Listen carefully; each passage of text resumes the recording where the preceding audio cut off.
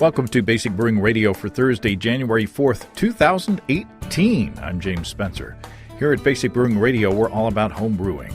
This week, Peter Symons calls in from Australia to talk about his second book, O'CLOCK Brews, Home Brewing More Australian Beers. In this book, Peter adds to his collection of Australian beer-based homebrew recipes and expands to imports from the UK. If you go to basicbrewing.com, you can find archives of our audio and video shows, our DVDs, brewers' logbooks, and other Basic Brewing gear. You can follow me on Twitter and Instagram at Basic Brewing and find our show page on Facebook. We have a cool Basic Brewing app on iTunes and Amazon.com for you Android users, and we're found all over the place where fine podcasts are served up. And if you do us the favor of rating us on iTunes and maybe leaving a nice comment, they say that will help new listeners to find us, so there you go. If you want to support us financially, check out patreon.com/basicbrewing. Steve and I are planning to shoot a bunch of video episodes next week. The holiday season really ate into our time frame for shooting, but we have a list of beers, meads, experiments, and such to show you and to talk about, so I'm looking forward to that. I'm planning on giving the financial subscribers an early look at those episodes before they're posted to the general public. I hope that Santa was good to you. As usual, we had a rush of orders for Basic Brewing stuff at the end of last year, and the number of feminine names on the customer list grew. And I take that to mean that significant others got our stuff under the tree. Well, after Christmas, there was another rush of orders, and this time the names were back to being more weighted toward the masculine. So maybe maybe that's the brewers who didn't get what they expected and ordered it themselves. Not saying that all of our listeners are male, but I think that that's, the way the demographics trend. I'm always very happy to talk to and hear from our female listeners as well. Let me move on before I get myself into trouble. Let's starting out the year right. Santa brought me an Instant Pot, and of course I'm obsessed with it. It's the combination saute thing, and it's got a slow cooker thing. It's also a pressure cooker thing, and it's a yogurt maker. It's a rice maker.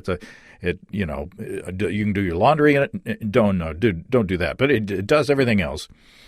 So I got an email from fellow Instant Pot user David in Juneau, Alaska, who said, I was making dinner with my Instant Pot and thought about canning starter wort in it.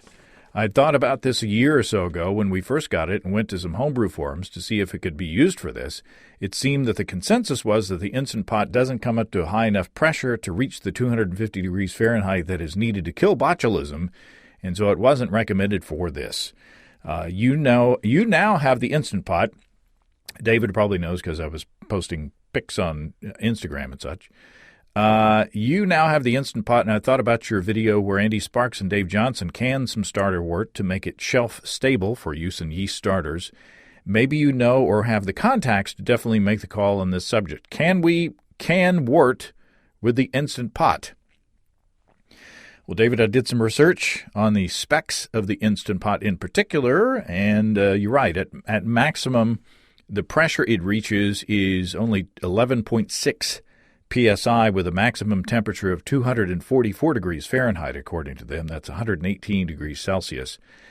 And those can vary depending on altitude, the barometric pressure and such as that. So the recommended low-acid pressure canning conditions are 15 PSI and 250 degrees Fahrenheit. That's 121 degrees Celsius. And that is to kill such nasties as botulism and such. Now, the National Center for Home Food Preparation, they're associated with the USDA, posted an article on their site in May of 2016 titled Burning Issue, Canning in Electric Multi-Cookers. And the gist of the article is basically don't. They don't name the Instant Pot specifically, but they did call out similar cookers that apparently do have a canning button on them and are marketed as canning machines. But they said even those cookers have not been tested to make sure that they can maintain the conditions necessary to sterilize the food. So, bottom line, don't can starter wort in your Instant Pot. However, my Instant Pot has a yogurt function that maintains a temperature of 115 degrees Fahrenheit or 46 C. And you know what else likes that? Lactobacillus. So I'm planning to do some kettle souring experiments with my Instant Pot. So stay tuned for that. You know what can also maintain temperatures of many levels reliably? My electric brew-in-a-bag system from our friends Desiree and Dave of High Gravity in Tulsa. My system is a 62-quart, 240-volt version with the Warthog EBC 130 controller. It has a mash mode and a boil mode. In the mash mode, you can dial in your target temp, and as the water or the mash nears that target, the controller will automatically feather the power so you don't shoot right past it. And in the boil mode, you can dial in your power level exactly to maintain the vigor of the boil that you prefer. For instance, I tend to go around 75 to 80% on the power, especially in the summer months. Very handy. And in those colder months, when cold winds can steal the heat from propane burners, the heat stays in your kettle with an electric system because the electric element is in there with the wort. And if you want to do a hop stand after the boil, just switch back over to the mash mode on the Warthog controller and set the temp that you want to keep your wort at. Check out all the electric system and controller options that take the pain out of propane at family-owned and operated HighGravityBrew.com. That's family-owned and operated HighGravityBrew.com.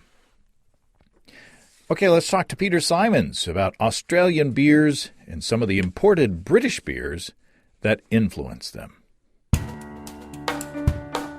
Peter Symons, welcome back to Basic Brewing Radio. Oh, hi, James. Good to be back. You've written a new book. We talked February of last year. It seemed like it was longer ago than that, but you've been busy because this is a big, thick, heavy book. There's a lot of stuff in it. So, first of all, the title of the book is O'CLOCK Brews, Homebrewing More Old Australian Beers. What do you mean by O'CLOCK Brews? Getting a title is always a bit tricky. And I looked and looked and looked around. I wanted to use brews because that was what it's about. And then a lot of the research that I did bumped into the problems with temperance lobbying during World War I. So by about 1916 in Australia, most of the states, with the exceptions of Western Australia and Queensland, had changed their closing times to 6 p.m. So the idea was that this was one of those World War I ideas that the temperance lobby managed to exert influence on the politicians. And for example, in New South Wales, the early closing was supposed to be a temporary measure to be withdrawn within 6 months of peace or at the end of the war. But you know what politicians are like. They reneged on putting the pre-war opening hours back in place, and it remained in force until 1955. Wow. Which is slightly more than 6 months after the end of the war. Even in metric. Even in metric, yeah. So we had a couple of things that this sort of early closing led to. Most of the draft beer was being sunk by the working man, who finished at 5 p.m.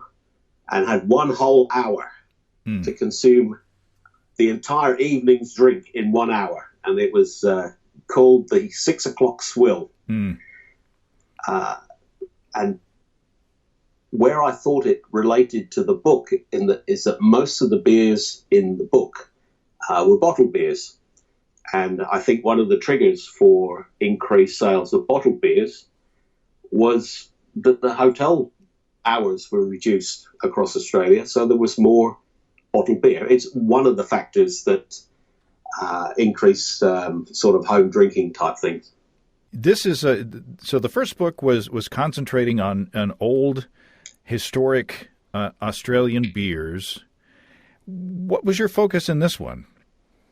at one stage, doing the research and editing down Bronze Brews, I had 1,300 pages, and I got it down and edited it down to 388. That was the first book, and I had to be fairly ruthless because I'm self-editing, and I thought, well, if it doesn't hang together and it doesn't make sense, and if I haven't actually got all the information, it's out. So I ruthlessly chopped things out. So I ended up with a fair amount of beers and ideas that I hadn't completed, and they formed the initial basis of 6 O'Clock Brews. And really then I augmented particularly the ingredients and the processes with more information that I'd found over the last 2 years that I've been writing it. So it really is an extension of Bronze Brews with 54 recipes, whereas Bronze Brews had 42. So if you like, you could approach the two books as a pair, in that the first book concentrated quite heavily on the ingredients and the process of the information that I had at the time, and then I was able to extend that. So if you were going to read them as a pair, you perhaps, my suggestion would be you'd read the ingredients and processes of Bronze Brews, the ingredients and processes of 6 O'Clock Brews, and then you can virtually read any of the other chapters in any sequence that you like. That was sort of my structure to it. And did you stick on the continent, or did you get beers outside of the continent as well? Well, I wanted to deal with the question of equal to best imported, which cropped up in numerous amounts of advertising that the colonial product was as good as imports. So the question in my mind has been and remains, how good were the imports and where did they come from? And where I got to was there were really two levels of beer consumption. There's draft beer, mostly for the working man, and then there's people that can afford imported bottled beer or the higher quality beers made locally. So there's sort of two segments to the market, and I got a lot of information stored up, if you like, about imported beers, and I wanted to try and deal with Bass being one of the major imported beers. And of course, Bass Pale Ale with the red triangle was very much the epitome of an India Pale Ale of that era. So I went to, after a bit of lobbying, I went to the Bass archive, which is held at the National Brewery Centre in Burton upon Trent in the UK. Neatly managed to fit that in with one of my business trips and spent a morning there, and they selected out some information for me that dealt with exports, particularly to Australia. And I managed to see a production log, and also they had an experimental brewery, and they wrote 3 reports about primary fermentation, secondary fermentation, and tertiary fermentation in the period sort of 1909, 1912, so pre-World War One.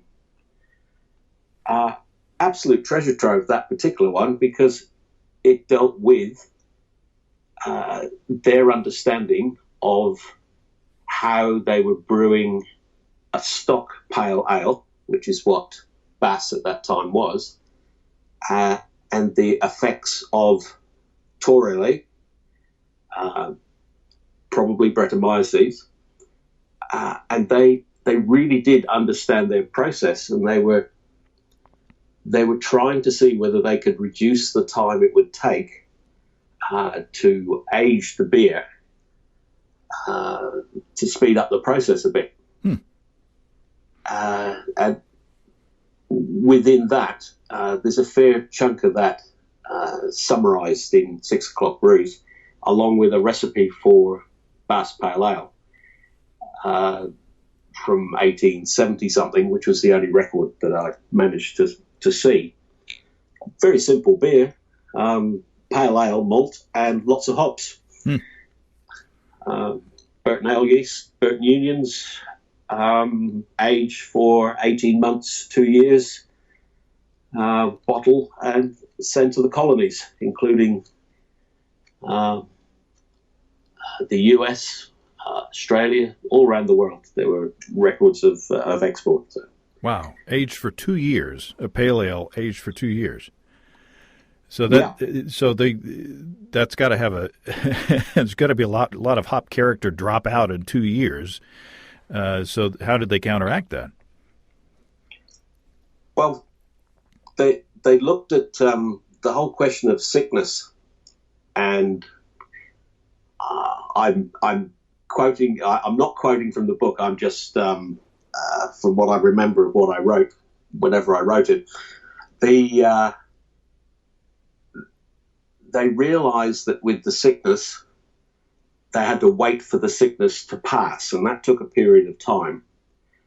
And they started investigating, and it didn't.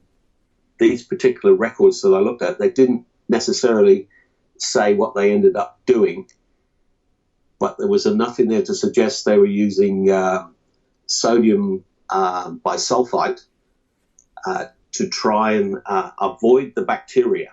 They were happy enough, I think, with the sickness, which I'm assuming it was the Brett, but the bacteria would lead it to go sour, and that was not a good outcome. And they also looked at dry hopping and the hopping to try to counteract the some of the bacterial problems that they were having. So it was a very hoppy beer to begin with, and one of my colleagues at the local brew club, Extra Special Brewers, Andy Hammond, he was the guinea pig to brew the beer so that we could taste it, and we tasted it 6 months in, and it was still what's the polite word? It was hoppy as all get out, I think would be an A-rated description of it. And the Brett character hadn't quite come through, and a bit later on, it had mellowed enough. Really, really dry, spritzy, quite refreshing beer. It's very different to any beer that I've tasted, but perhaps that was the stock pale ale. That's perhaps what it tasted like generally. So, yeah, it's one of the more interesting ones to try from the book, I think. So we've got. So how did you go about trying to replicate that character in the beer when what they did was fairly accidental as far as Brett carry. They didn't introduce Brettanomyces into their beers on purpose, I wouldn't think. So do you call for like a commercial strain of Brettanomyces to be introduced into the beer? I think they understood that their brewery was full of Brett, and they had two strains, one of which gave the character that they wanted, and they actually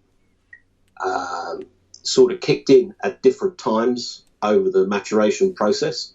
So I think they really did understand what they had, perhaps not to modern terminology, but it was a well-written, well-researched, and unsigned document, which was a pity because it would have been nice to know who had actually written the report. What we used for the trial of the recreation was Brettanomyces clauseni, WLP 645, I think, which is the White Lab strain. Hang on, I'll need to look in the book. You're cheating. See, it used to be the book, and now there's two, so I'm not quite sure what to call it now. The other book. Book Junior. 234. Wow, no, it's actually senior. Oh, and it's junior in time, but it's probably senior in that I'd like to think I've done a slightly better job in the way I've put it together this time. There you go. Here we go. Yeah, WLP 645, which dried it out to around 1008, 1006, something like that. So getting down into quite a dry beer. So it's aged for 18 months to 2 years, and then bottled, and then what? Put on a boat and and set sail. And how long does it take to get down to Australia from the brewery? It's aging for an extended period of time there as well. So by the time the Australians would have gotten this beer, it's going to be something that may be hard to replicate, locally. So how does that influence how beers are brewed in Australia? Do they try to mimic the imported beers, or do they start from scratch and come up with something that's sort of more fresh and something that's meant to be drunk fresh? Yeah, good question. Let me try and answer that. So if we look at the UK, their exports and McEwan's and Youngers from Scotland, a lot of them exported pale ale. These would have been aged pale ales, and I would guess they would be quite an acquired taste. I've not found a decent description of the flavour, aroma, as you would, like to understand it today, in things that I've read. There are various mentions of that Burton character, which could be sulphur, which would make for an interesting, which the sodium metabisulfite could well have led to a fairly sulphury beer.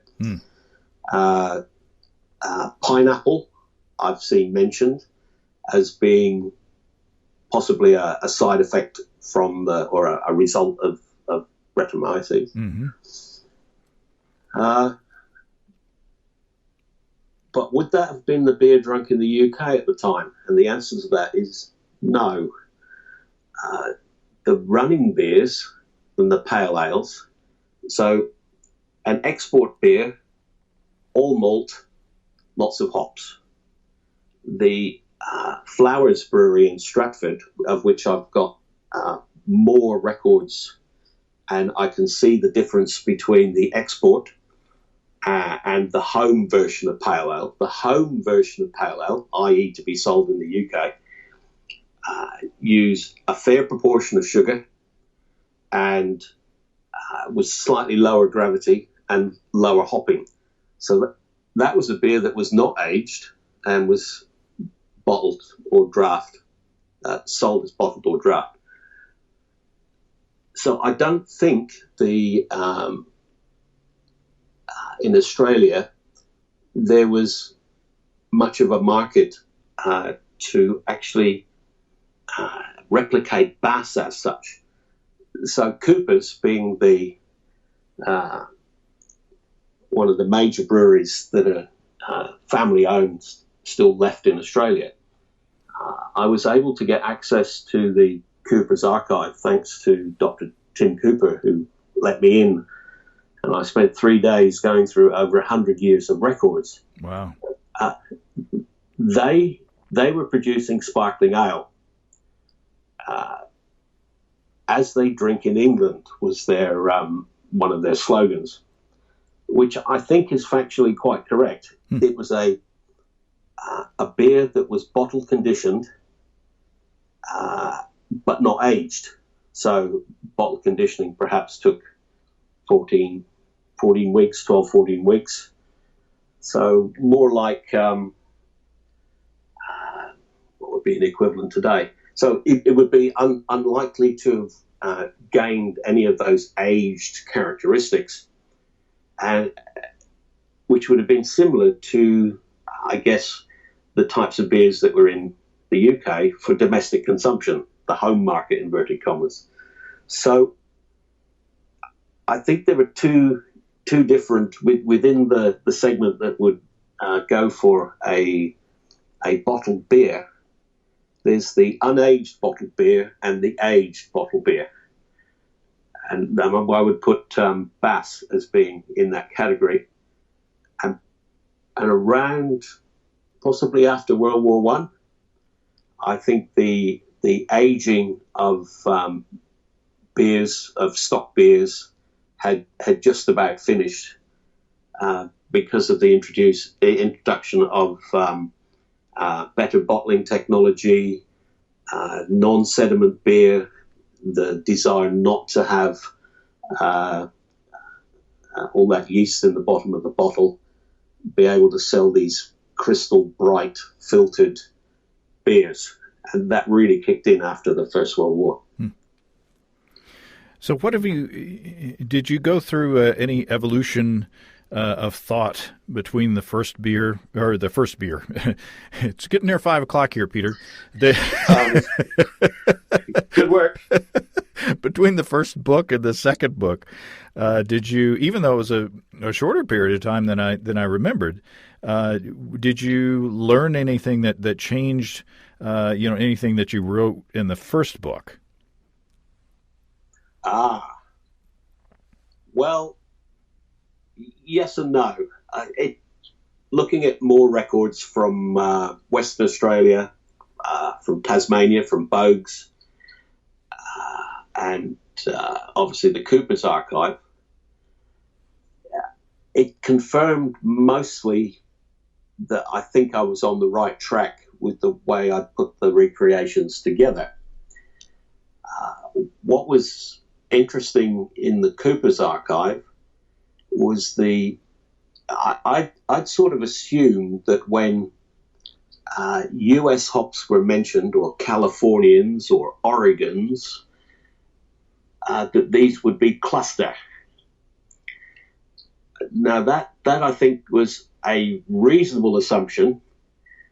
However, I did find in the Cooper's book that they were quite keen in the sparkling ale to use Sats.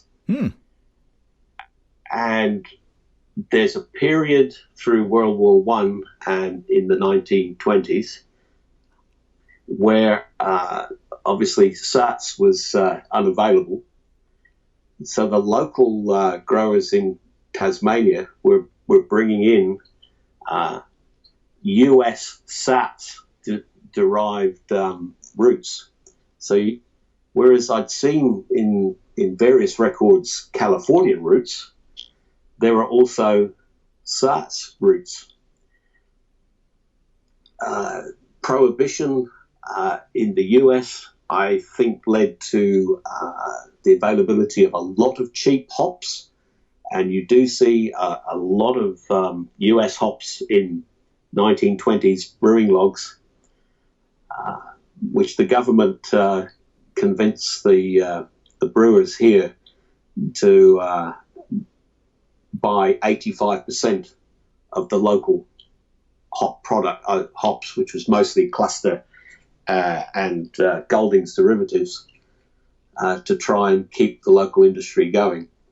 So what I did find is there were a lot more Saats hops used than I had realized.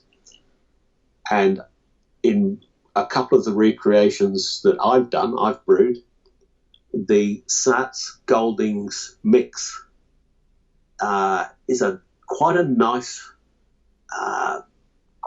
blend. So the resiny, slightly earthy, spicy side of the Saats with the lemony, bit more of the Golding type character, or EKGs today, is a nice blend. I don't think I've quite got to the optimum yet, but there's a few in the book for Coopers, for example, which wouldn't be like a modern day Coopers that use Pride of Ringwood, but it's a very flavoursome combination. So well worth giving that a try. Yeah, you're making me thirsty again. It's sneaking up on 5 o'clock. It's 5 o'clock again, isn't it? Yes. Now, if you got to 6 o'clock, you could really go for it because you're in the 6 o'clock swill time now, between 5 and 6 o'clock. So you've got to drink as much as possible in the next period. Now you talked about hops. Now you also talked about last time we spent a lot of time talking about sugar, and there is a lot of pages dedicated to sugar in this book as well. And it's very interesting. You talk about the process of how some of these different sugars are manufactured, and I was really interested in how maize syrup or corn syrup or syrup, as non-Southerners say, is manufactured. So sugar is still a big part of the book, but you also spend a lot of time on hops in the book. Yes, I like hops. I was out watering my hops this morning because it's going to be quite hot today. Make sure they're being looked after. I felt a certain level of obligation that I'd found a lot of information from the 1950s, 60s, 70s, which logically extended what I've written in Bronze Brews. I was curious from a recreation viewpoint as to when pellets were introduced into Australia. And the idea of in the Bronze Brews, I discounted the storage factors for hops and basically scaled back the level of hopping over the years as you progress through the 20th century.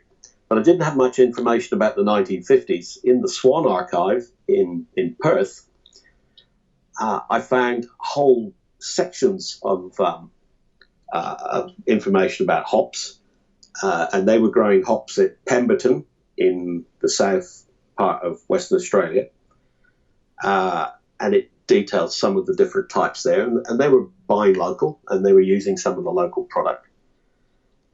And in there were several things in the file that they, by the early 70s, they were buying under contract from the Czech Republic and Slovenia, Styrian Goldings. And because there was a glut and there was a good time to do it, they liquefied them. So they'd made hop extract. I thought, oh, interesting. Mm-hmm. And then as research progresses, I went to Canberra to the Noel Butlin Archive again. I think that's my third or fourth visit. And I went through the correspondence files, and they were in alphabetical order. So I asked for, and there were a lot of them, so I asked for H. And I hit a rich seam of resin in that probably half of the H files were hops, hop correspondence over quite an extended period. So that was great. So I managed to get a good framework about hops. So there were quotes in there for hop extract. Obviously, a supplier was trying to enter the market. I think they were from the UK with their hop extract. And then I went back and revisited some of the brewing logs that I had for Tui's and Toots in Sydney, and I find HE or KE, kettle extracts, hop extracts. I thought, oh, okay. So it would seem that certain breweries didn't go through a pellet stage. They went from whole hopping to hop extract, and there were a few notes in there that the quality of the beer was not affected. But it seems to have been a sort of a passing thing for some breweries. And then with a bit more looking on Trove, which is the free newspaper archive in Australia, searching for hop extract, Carlton United Breweries in Melbourne had established a plant in the early 1960s and were producing enough hop extract for the entire Australian market. And again, go back to the original production books and you see some of their products in the logs. But it seems to have been a passing thing for some breweries because pellets sort of come along in the 1970s with lots of quotes for pellet supply, etc. And at that stage, you're then getting Pride of Ringwood being available and other, I call it more recent, but this is quite a long time ago now if you really think about it, but fairly recent development of hops like Pride of Ringwood, etc. You're really an archaeologist. I mean, you are uncovering things and reconnecting things that a lot of people may have forgotten, or maybe the people who did know what was going on at that time. Maybe they're not around anymore. So, since you are hopping around, so to speak, hopping around and going from archive to archive and connecting all these dots, you are really reconstructing the history of these beers. Yeah, well, my aim has been, what factors should I apply to the recreation recipe? Because ultimately, I'm trying to get as close as possible, not knowing what some of the beers were like, as close as possible as to what they may have tasted like. And getting the hopping ratio right is pretty crucial. Mm-hmm. Yeah. So what are your favorite beers? What are your favorite recipes from the book? Yes. It's like having a lot of children, really. You don't want to play favorites, but but you know which ones are your favorite. Well, yeah. So there's one called Emu Prize Pale Ale from 1913. It uses SATs and EKGs as a hop combination. It's got more malt in it than some beers. And that one I brewed last Christmas and didn't last very long. That was about a 4.5% pale ale. That one was very nice. I like stout, and there are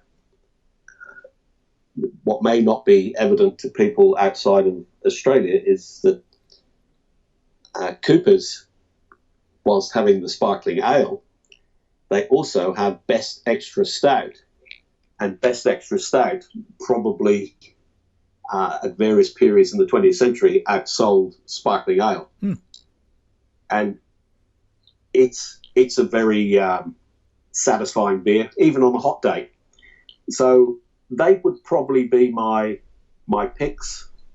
And of course, I like the idea of, there's a 1927 Cooper's Sparkling Ale, and that one turned out really nicely. It's not like the present iteration of Sparkling Ale that you'd buy from the shop. It's subtly different, but it's sort of the same. So because you can compare today's with something that's getting on for 90 years ago, you can do a side-by-side and see what you think. So have you been able to share any of your beers with the Cooper's folks, or what is their reaction to your reconstructed recipes? Well, Dr. Tim Cooper, he wrote the foreword for the book and has been very supportive. And when he was reading it, he gave me some commentary, and I thought, oh yeah, interesting. So we've tweaked a few things. We've not actually had a discussion. We've had an email flurry, because I said, oh, it'd be nice to do a launch of the book. They're just about, or are going to very soon, commission their maltings on site at their brewery in Adelaide, and he was a bit focused on that. So perhaps in the new year we'll get an opportunity to talk to them some more. There were a couple of things in the book that they were not aware of. I mean, it's not as though a modern brewery is going to devote labour resources to going and analysing 100 years of brewing records like other loonies might, like me, for example.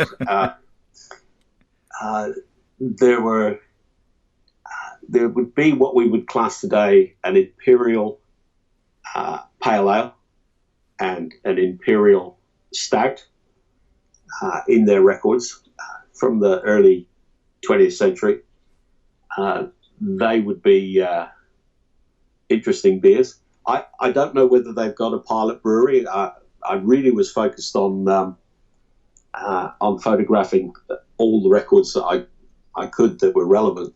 Didn't really get around to doing too much else. So hopefully we'll have a chance to have a chat in the new year. So is there another book in the works? Yeah. Much to my darling wife's amusement. I would love to do a trilogy of Australian-based books, but I really need to access the Carlton United archive in Melbourne, because Victoria and Melbourne generally is not an area that I've got any information on, and it would, along with something from Queensland, and there's another archive in Adelaide that I know exists, which I have not been able to access.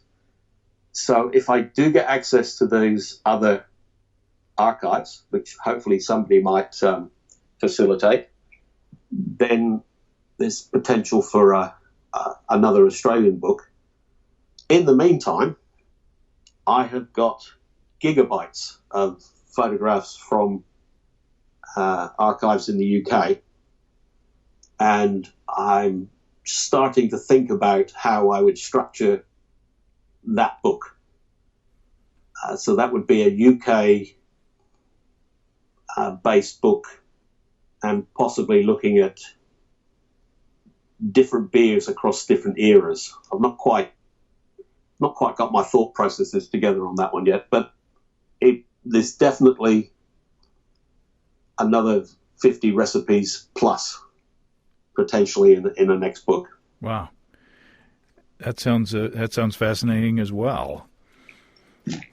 So how would folks get a hold of 6 O'CLOCK Brews, the current book?